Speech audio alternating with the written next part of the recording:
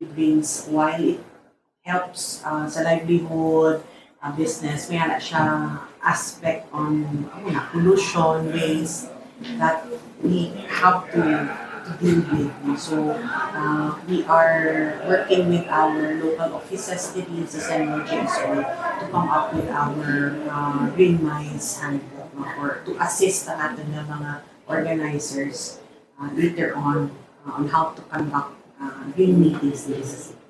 So, meaning inaangaton advantage versus sa other na nag-update for? I hope so.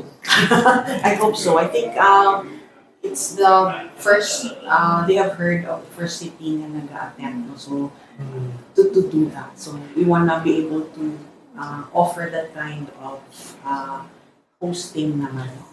Ipakita sa kung paano ginaubra ang Green Minds dito sa o paano ubra ko ang Green Minds dito sa So, what is the Green Minds? So we are trying to inject sustainability. We know naman the city has a lot of programs around it when it comes to environment programs. So gina-anchor namon sa existing ordinances that we have, Clean As You Go, anti-smoking, anti-littering, para once the guests come here, hindi sila pala pagdakpon, alam mo yun, they will have bad experiences, ay sila kabalo sa aton na patakaran. So, we have chapters on that. We want to be able to translate that sa aton organizers. Ganun din with our suppliers.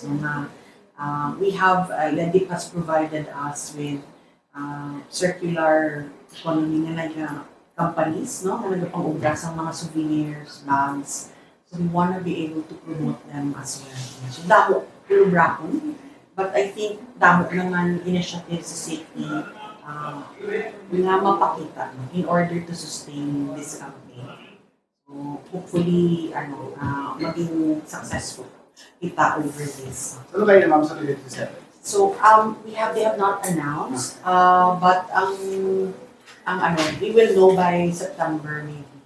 We plan to do regularly so 2 years na kami nag-obra sa local Tangamay score. Diba? So, once they award, hopefully when they award, mag-practice kita sa lugar nila. Sa mga, out of All the best.